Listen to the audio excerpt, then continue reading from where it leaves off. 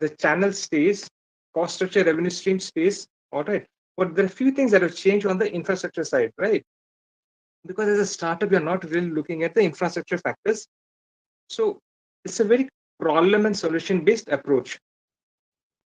So we've got a problem block, a solution block, a key metrics block, and an unfair advantage block that is common. All right. So we'll just try to explore what they actually mean. So in the main business canvas model, we started with the value proposition, but here we'll not start with that. We always start with the customer segments.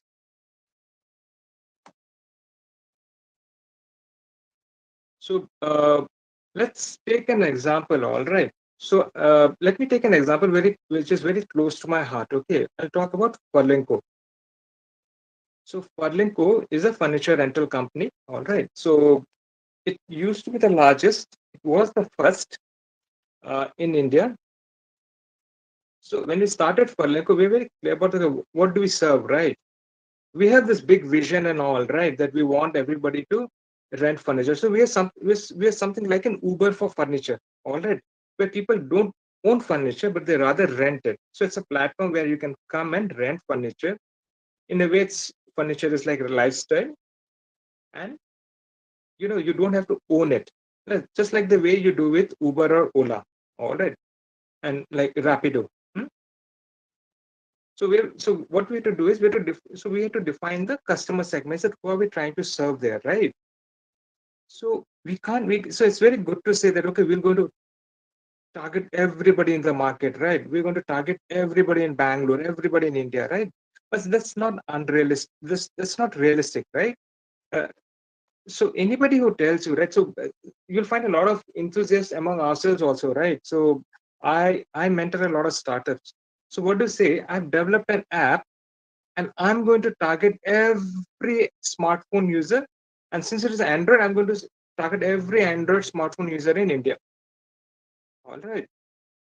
So, okay, that's visual thinking, but that's not how you actually look at it, right? You have to define your customer segment, right?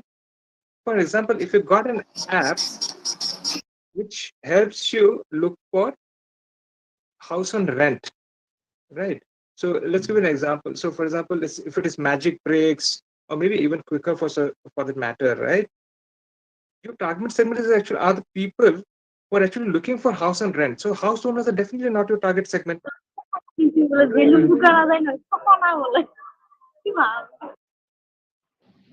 Participants, please mute yourself. Students, please mute yourself. All right. Thank you, Pranjal. So you have to narrow down your customer segment, right? And if you look at the customer adaptation, customer cycle, right, you find that there are always these early adopters, right? So it's always since you are bootstraps, you so don't have too much of fun, right? It's always good to target those early adopters. All right. So you have to narrow it down. So when we did it at Furlenco, when you're looking for people who will actually rent furniture, we look for people who are relocating to a new city. All right. So for example, so this people in an IT company, right? So they have come in, at the least they will need a bed to sleep on, right? So as a we are a fresher in a new city, so we're just telling them that why should you spend 12,000 to 20,000 on a bed? Why don't you just rent it for around 700 rupees from us, and you can take a call later. And we've got other schemes also. You can upgrade your bed and everything. You start with that, and you can go to we can do upselling of living room furniture others. All right. So that's how we actually targeted that. Okay, we're just going to target the people who are relocating the city and probably freshers. Also, this is like very clear cut so customer segmentation that we did. All right. It helps you because what happens, let me give you an example. There is a cost associated with marketing or reaching out to customers. All right. So that's called customer acquisition cost. So if you're spending 1 rupee on an ad per customer, and if you're trying to target 1 crore customers, you're spending 1 crore rupees. Imagine that's a big amount, right? However, if you are targeting say just a lakh dedicated early adopters from the market, you just have to spend around 1 lakh rupees if it is 1 rupees per customer, right? So it helps to actually narrow down your customer segment. So once you narrow down your segment, You define what is the problem you're trying to solve. All right. So a lot of times what happens is people have a solution. All right. They thought of a nice product or a nice app, and they think that people should would accept it. All right. So so let's give an example. Somebody developed okay, let me give an example. Okay, here. So somebody developed a hardware which will improve the efficiency in a production plant by, it's an IoT device by say around 10%. All right. So basically, if your production was around 1,000 units per day, it can help you increase it to 1,100. That's fantastic, right? But what is the cost of installing the device and all the changes associated with, right? So what happens? Somebody says, okay, fine, the cost is high because it's a new product and it takes time to manufacture it, the whole IoT device. So it will cost you probably, the cost is around 1 crore or something, and it will take you 5 years to recover it, right? So imagine, that you've got a solution and the technology, it is a sound solution, but there is always this inertia to change, right? If somebody has got something nice running, why go and change it, right? And wait 5 years to actually recover the cost that you're going to associate with the change, right? Maybe technology will change in 5 years. So it doesn't look like a sound investment. So basically, what you need to do is you need to understand what is the problem we are trying to solve, right? So, for example, let's take an example of company like Ola, right? So the problem they solve was not that we'll buy cars, we'll build a platform. It's very easy. Somebody can come and book, right? That's not the solution, or that's not the problem, right? The problem is customers find it difficult to book a cab on the go, right? They want it in 15 minutes. They don't want to haggle with auto walas. They want a nice cab, AC and all, but it's very difficult to get it in 15 minutes because they have to go to the taxi stand or you have to know some taxi service, call them, and it will take around half an hour, 1 hour to come, and then you're going to you will get the use the service, right? So Ola changed that. Right? They realized what the problem was and they tackled that. And when you tell people, when the communication is that we understand your problem and let us help you out, all right, it resonates better with the customers. All right, for anybody, you're starting any startup, right, or any company, or even if you go and join any company, right, it always helps if you actually go and ask that what is the problem I'm trying to solve, right? Even if you go to an established company, always ask, right? This is something where tuned to that. We don't ask. We just said, okay, fine, jo ho raha, sorry, this jo ho raha, chal raha hai, and whatever it is, let it go, right? Let it be. But don't do. That's always good to ask. What is the problem we are trying to solve? Because it helps you. For people in marketing and sales, right? If you actually know what the customer problems are, you'll be able to do better sales because you'll be able to connect better with your users or with the customer. All right. And also, let's determine when you're doing the problem stage, are there any current alternate solutions available? All right. I'm not talking about alternate companies, but alternate solution. So, for example, for a company like Ola, the alternate solution was public vehicles like buses and all, or autos, or maybe taxi service, which are centrally located in the city, right? So they have their own problems, but it's good to know what are the alternate solutions because that's how you can communicate that we are better than them. All right. So once you have tackled customer segment and the problem, you come to the solution. All right. So solution is you determine for the exact problem. So you have defined a certain problems, right? It's very difficult to get services or taxi on the go, or we don't get AC vehicles when we need it, or we don't want to haggle with the drivers, right? So the specific answers were fine. There will be taxis roaming around the city with our service, and they will be available within 15 minutes when the moment you need it. All right, or even less than that. Number two, you don't have to haggle with the drivers because the prices will be pre-quoted. Right? When you book Ola or anybody else, right, the prices are the cost is pre-quoted, right? That it will take you 230 rupees or 240 rupees, right? So you avoid that haggle and the pain also. All right. And you can choose the vehicle of your choice, as in you can choose sedan, you can choose mini, right? Or you can choose auto or even a two-wheeler. All right. So you define the solution for the exact problem, right? All this is going towards communication. All right. And then you communicate what your unique value proposition is. All right. So once you have the solution, you package it, and then you go and tell the customer that this is a new solution. All right. And how it is better than the existing service. All right. You package it that way. Hmm? Or you tell that why customer should change to your solution, right? Like for example, in case of Ola only, why should people actually use Ola service or Uber service rather than actually relying too much on, other public vehicles or taxi services like Meru and all, or autos. All right.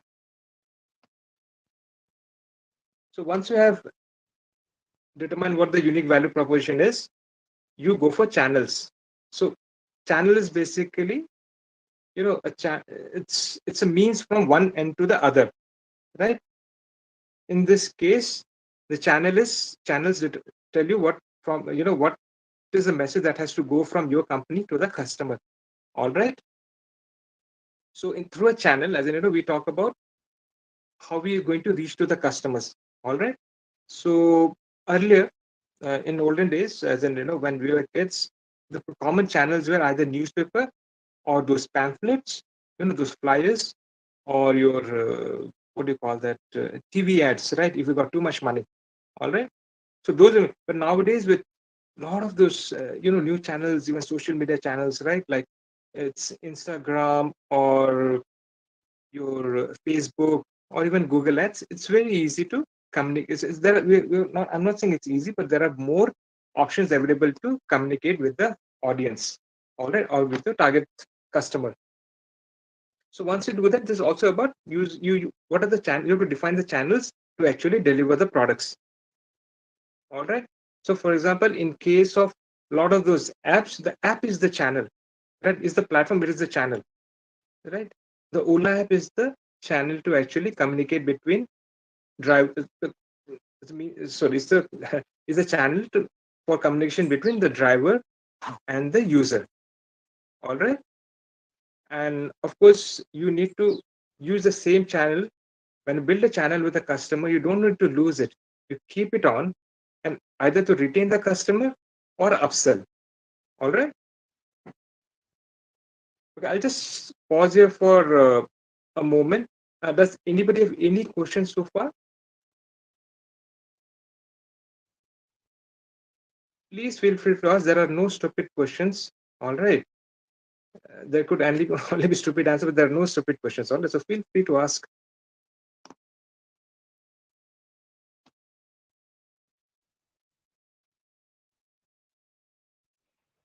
Okay. Students, if you have any questions, you can ask.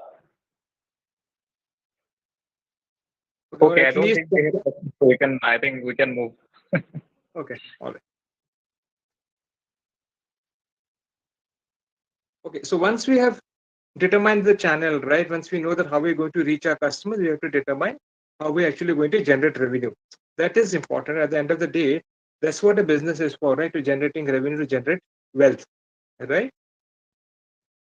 So, so it could be, if it is a product, it could be through asset sale to product sale, right? Or for example, if it is a music streaming service, right? Like Spotify or others, or Ghana, right? It is a subscription. They give you this monthly subscriptions, right? Or for even for your Hotstar, your video streaming services like Hotstar, there are the subscriptions, right? Then there could be licensing, right? That you find out, give somebody, you have patented something and you're licensing it for somebody else for either manufacturing or selling it. All right. And for somebody even like, so there are some platforms I know, some startups I know who are using Google Ads as the only source of revenue because they're trying to give a free service to customers where they're just trying to get revenue through Google Ads. All right. So, of course, once you're done that, right, once you're done, determine okay how the products are going to be there, what is the solution, and all. You have to determine that okay, what are the most significant costs, right? So, if it is a product, right, then do we actually need to set up a factory, or can we just outsource it to somebody, the production part, right? So those are the costs that you need to think about, right? Where is the most significant cost? So, for example, if you're trying to s- build a rocket ship, right? Your cost will be very high, especially the fixed cost to start your business, right? So accordingly, you have to think that what kind of investment I'm looking at, what kind of patents I'm looking at, right? What are kind of unique value proposition I'm looking at. So it determines that what are the significant costs that you have, right? For example, if you're delivering a service like, again, I come back to Ola Uber, right? If you're delivering a service like that, right? See, the thing is, if you're allowing drivers to bring their own vehicles, right, so you're even avoiding the fixed costs that are associated with acquiring asset, right? So you need to identify what are the costs. So you define them as a fixed cost or variable cost. All right. Now we talk about the lean model, right? So a lean model is something.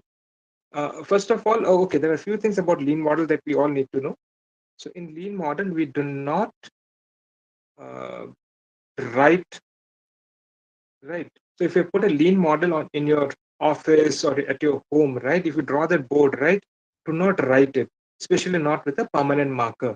What you need to do is you either use post-its or you use just temporary black marker and write it. So this is a very practical thing I'm telling you about because you need to keep evaluating, right? And you need to keep changing your model based on the feedback that you get, right? So one of the important, so how do you actually get the feedback, whether your model is working or not, or whether your service is being received or not, is defining the key metrics. All right. So let me give you an example of key metrics. So if you have provided, if you introduced a new system, right, or a new product in the market, and if the number of subscribers are growing as you are investing in marketing on your advertising, then that is a key metrics that you can follow that your subscriber base is growing, right? Or for example, if you're doing an exercise where actually you're giving more value in the same product that you had already introduced earlier and charging more to the customer, and if your revenue is increasing, or rather, that revenue per customer is increasing, which that again tells you that your product is working. So these are the key metrics that you can follow, and you need to do that because the investors are going to ask for this, that what are the metrics you're following to track that whether what you're doing works or not. All right. So we'll just go to the next one. So it sounds very odd. What is unfair advantage, right? So unfair advantage is basically like a moat. So anybody here would okay, not Pranjal. Okay, anybody here who would like to tell me what a moat is? MOAT. Any volunteer?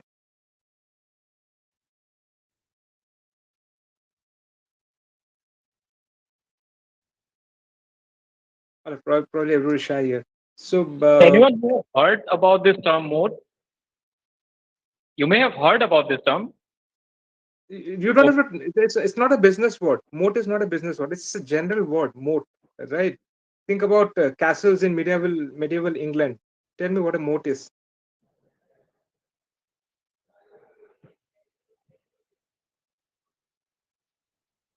Anyways, Okay, so moat is basically, so you must have seen in movies also, right? So the castles that were what do you call that? The castles in medieval England or in medieval Europe. So what we did was, once they build the castle, they will ditch, you know, kind of holes around the castle and fill it with water. So what it does, it discourages people to actually climb the walls of the castle. It makes it difficult for them, right? So basically, it gives them an advantage over their enemy. All right, so that's what an unfair advantage is. So what is that you have which gives you competitive advantage over others? So that's an unfair advantage for you. All right. So let me give an example. If tomorrow so let me give you an example from a very biotech world, right? So you developed a new biofertilizer, all right, and if you patent it, right? So if somebody else, even or rather you're in a pharma company and you develop some vaccine and you have patented it, right? So nobody else can actually copy that. You have got that advantage that you have, right? So a patent or intellectual properties are like moat or an unfair advantage for the business. It's a good thing. So actually, this unfair is actually fair advantage. All right. Okay. So we have covered the lean canvas model uh, up to this slide. All right. So anything else that people would like to? Is any doubts so far?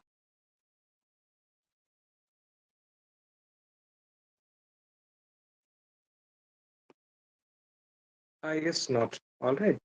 So if any startups are here, I'll just like to cover this point for pitch deck. All right. So what happens is a business model canvas is the core around which a business is developed. All right. And you develop from the business model canvas, you develop something called a business plan for investors, where they look at the details of your business and take a call whether to invest in your company or not. All right. So in between that, in between a business model canvas and the business plan, there's something called a pitch deck, right? So a pitch deck is nothing but a small PPT, a small presentation that tells up that talks about that gives brief information about your company, about your business, about your products. All right, and it's a kind of a intro to your business for investors to show interest in and actually think about investing in your company. All right. So a pitch deck doesn't actually get you investment, but when you do a pitch deck, when you give a pitch deck, the investors will actually call you or call you you rather ask for your business plan. All right. So why is the pitch deck important, right? So once the students here, right, or even the startups here, right, once you actually start applying to applying for funds, right? If you've got your own first funds, fantastic, right? But if you're actually applying to applying for grant, right, be it at NRL or NetP or Finer or other organizations, right, they will ask you to present a pitch deck. All right, it's an investment pitch deck, and it is important because what happens is you have got only a pitch deck is supposed to be around 5 to 7 minutes, and you just have the 5 to 7 minutes to impress an investor and actually convince them to give you money. All right. So so I know a few startups whom I have been mentoring. So earlier they used to give this pitches, and somehow they were lacking in something, right? Because either they will overshoot or they will leave some important messages, right? Or fail to communicate important points of their business. But what happens with practice and with going back and forth and with some feedback, what is happening is that some of them actually manage to crack a few investment opportunities and grants, right? So it's all about practicing, and it's all about knowing what to present and what works. All right. So these are the few essential components of a pitch deck, right? uh, Let the slide change. Just a moment.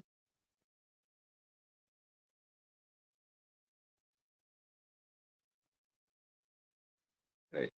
So when you're looking at a pitch deck, right, so it's basically a PPT presentation. All right. So it starts with the introduction about the company. All right. Then you talk about the problem and the opportunity. So there are a lot of things that will come from the business model canvas. All right. So you talk about the problem or the opportunity. So I basically tell every startup that rather than calling it a problem, you call it as an opportunity. All right. A problem will have a solution, an opportunity has multiple resolutions. All right. So think it like a call it an opportunity if possible. All right. So rather than saying that the problem is, so for example, I know this startup uh, who are a regional music streaming platform. All right. So rather than calling it a problem that there is no platform, we should say that it is an opportunity. There are no other players who are providing regional music streaming. So there's an opportunity there. All right. Then you talk about the solution that you are offering. All right. In other words, the unique value proposition that we have. Then you talk about the target market. So we talk about the customer segments earlier, right? So you have to define very clearly the which particular target segment are you or a customer segment are you targeting. All right. And if you've already started the business to some extent, because what happens a lot of startups and you will keep pitching, right? You started say probably in 2020, you'll keep pitching after after a few months over and over, some event will come, you'll pitch, some new investor will come, you'll pitch. All right. So in that case, in the meanwhile, right, over a period of couple of years, you might have some traction, right, with the customers. So you'll know what you are getting, or what kind of sales are happening, what are the key metrics that are coming up, right? So you have to show the tractions. You have to present your revenue model, the how you're going to gain the revenue. You need to talk about your marketing and sales strategy. All right. Is it going to be digital marketing, or is it going to be some different kind of marketing? Is it a co-marketing? What you're doing it, how you're doing it, and you have to talk about a competition. Never shy away from talking about a competition, because it's always bad when your audience asks you, when the investor asks you that why don't you talk about a competition, right? So you have to know what you're competing against and talk about them. Some people present their team at the beginning, some people do in the end, right? But it's always good to it's very important to talk about the team. And for people who are like single founder, or maybe two just two co-founders, right? Please see if you can actually rope in some experienced person as an advisor or mentor in your startup. It helps you because that adds value. So for example, if I'm giving this presentation here, right? Sorry, if I'm going to invest in some company, if I know that some senior person or some experienced person is an advisor to that team, it will give me confidence to find I can invest in a company because I know somebody is looking after the team, right?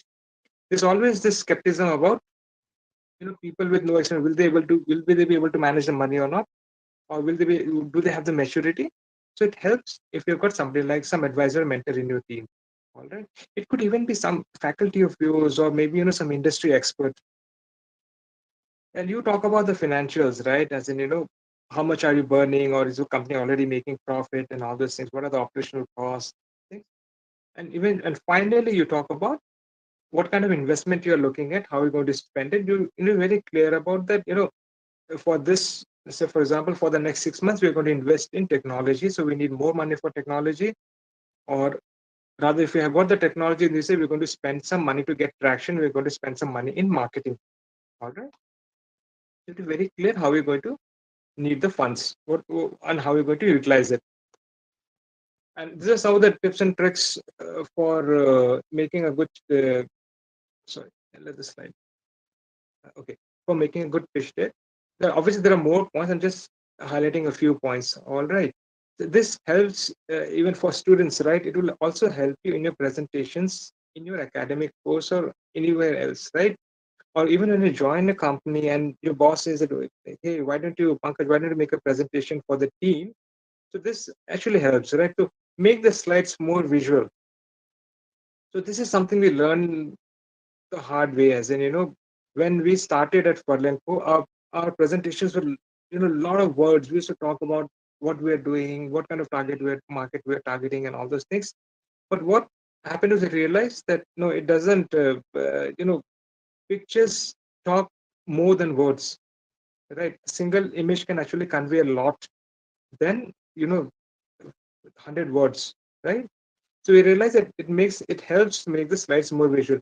It's ironic the presentation I'm giving today is more verbose, but having said that, in your pitch deck, it's better be more visual, all right, and less verbose.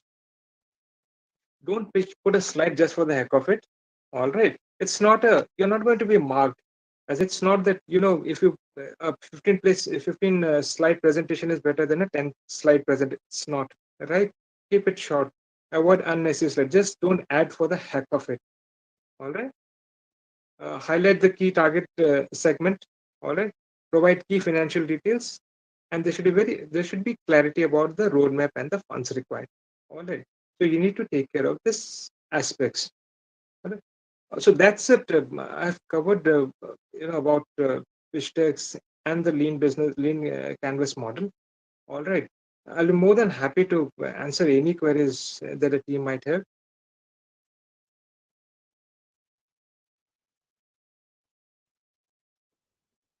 Thank you so much, sir. So now I pass on to all the participants, those who haven't left. If you have any questions, then you are most welcome to ask those questions.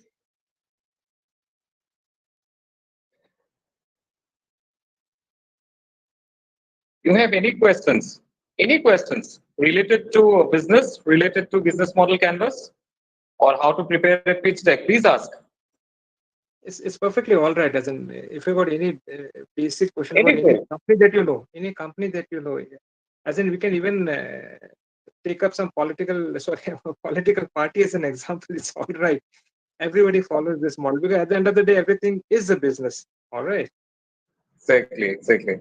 Okay. And there's no pressure to us. It's all right. Okay. Or I can just keep blabbering and give you some examples. Okay.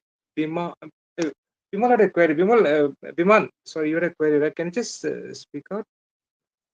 Can you just speak up? What strategies did we first use to market your business?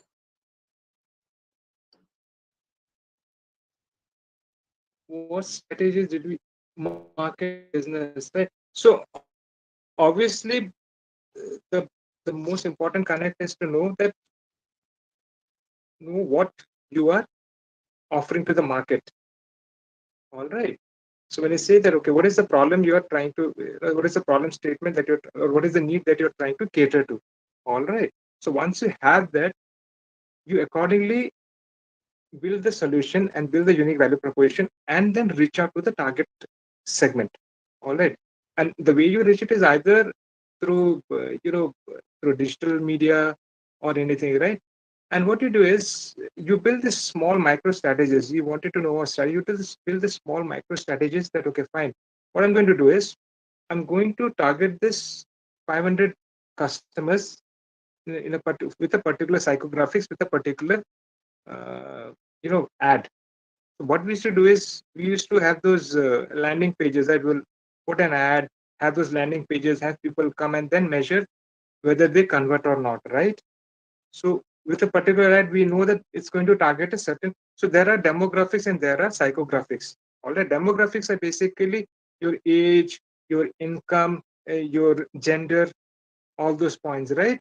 But you nowadays it's a very common practice to actually talk about psychographics, right?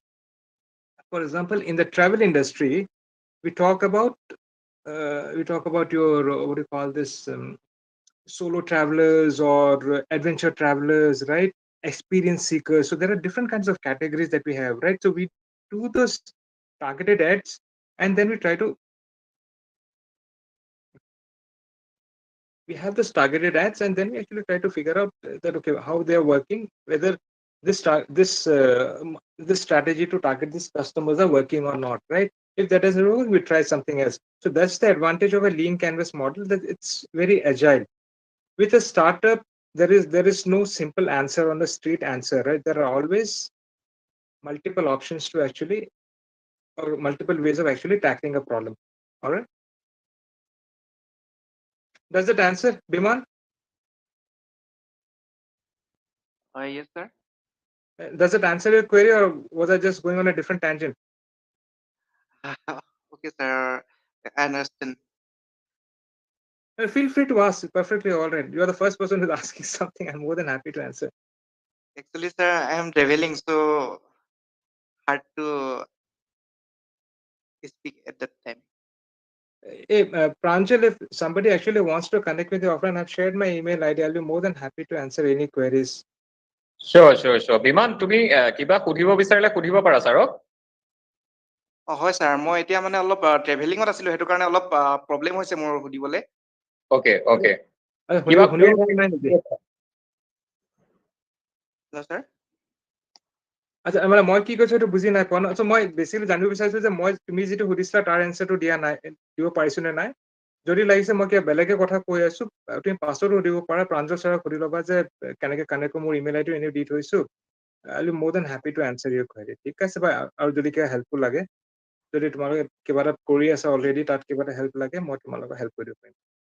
হয় sir, thank you sir. But Thank you.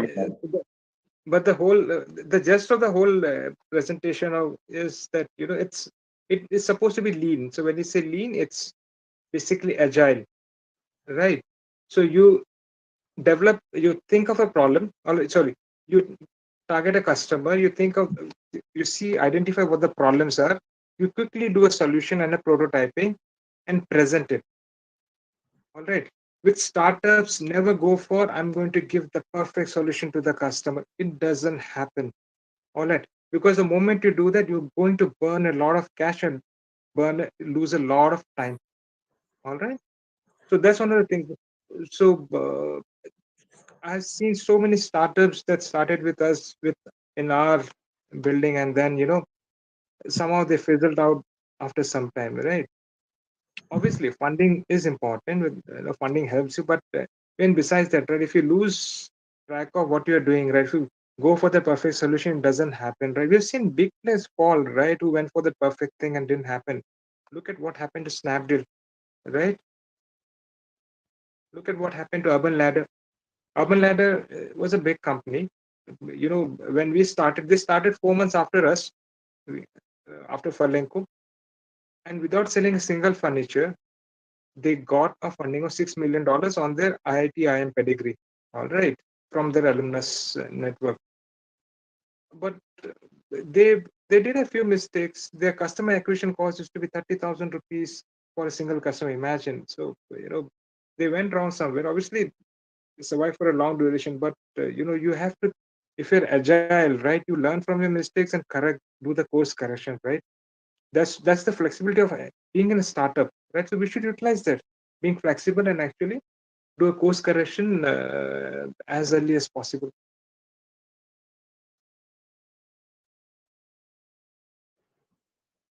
Right, sir. Yeah, any others?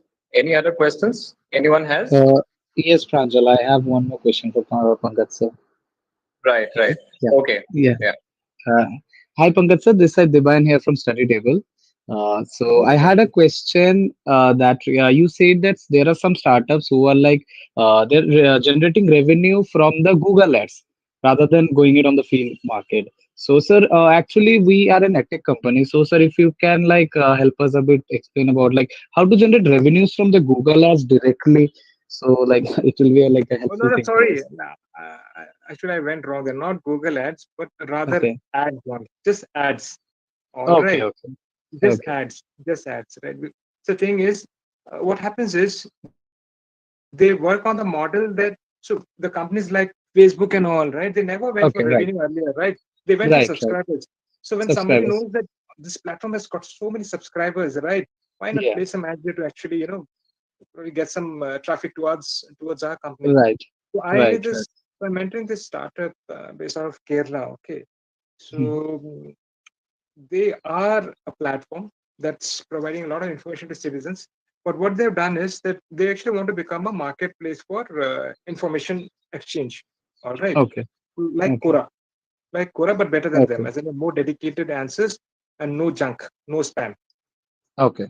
Right. So what they realize is that they're getting traction now, but they can't charge citizens, and they're not. But they have not reached a threshold where they can actually build it a marketplace for people for the experts also, right? For example, experts Okay. could be your lawyers or accountants and all those people, right? Who actually provide information about business schemes and accountancy and all.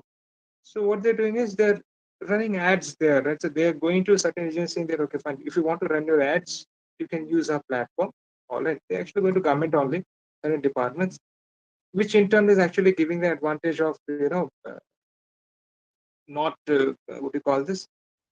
Even the government agencies are actually benefiting of the whole point that, because of this, they're also saving their time, right? They're able to advertise their schemes on this platform because they know that every citizen is coming there. A lot of citizens are coming there, right? So it's a kind of Right. it works both ways. Right. My Mm. mistake. Thank you for highlighting, Deva, and No, I'm no, it no, was my that's fine. No, mistake. actually, Thank sir, you so actually, much. I got excited to like understand more, like if No, there no. can No, be like just the ad. revenue So there stream are from. multiple ways Yeah. to looking at it, right? So Yeah. there could be banners and then all those things, right? you can actually say the thing is, in this case, this startup is actually helping those government agencies, and government agencies are actually running their ads. They have their own budget, right? So they can do that. So what they're doing is they're running their ads as what do you call that? To actually reach out to the customers as well, because they also have to show that they are getting traction as the government agencies, True, right? true, The true. scheme, some kind of scheme is reaching them, right? So I Right. just hope they reach Assam soon, as you know, the start. They are on the right path, but what happens is they have their own challenges. They have got technology challenges. And what happens if tomorrow Facebook or Google want to come into their area and they do some kind Right. of a different indexing, right? As a Right. different vertical, they spread out, right? Like Right. Google is already doing marketplace, maybe something on this. Then what happens is, so this they're aware of the competition, right? So they have to use technology for their advantage as much as possible. They have to think True. about AI and ML. True. Right. Right. Thank you, sir. That clears my doubt. So thanks a Happy lot. to help. Happy to help. Yeah. Thank you, sir. Pleasure, Devan. I believe our participants don't have any more questions, and if they have, then definitely they can shoot the questions. So it was a very fruitful session with Pankaj sir, and now I request Ma'am Nitusmita to kindly conclude the session with a vote of thanks.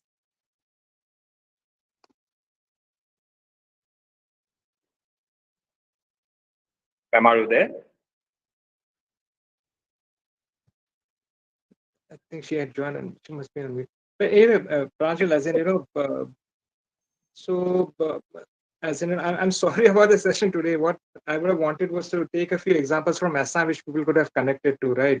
But I had to stick to Ola's story because that's a common story that, that's a service that everybody uses, right? And companies like Ola, Uber, even Amazon for that matter, right? They have gone through this whole design thinking cycle as well as your lean model cycle, right? Indirectly, may not be in the same format. They may not have this 9 blocks. They might have some other blocks, but that's it, right? That do a quick prototyping, go to the market, come back, change the model, do another prototyping. That helps. Right.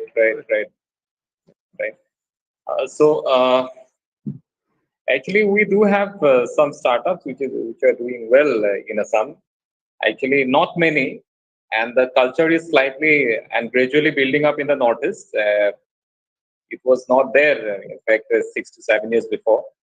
Like Debayan, so Debayan and their group is also associated with us as an incubating under TIE 2.0 program. So they have joined recently. They have joined us recently as an incubating. So I believe we'll be having more sessions like this on different subjects associated to startups and business, entrepreneurship, design thinking, innovations, so on and so forth.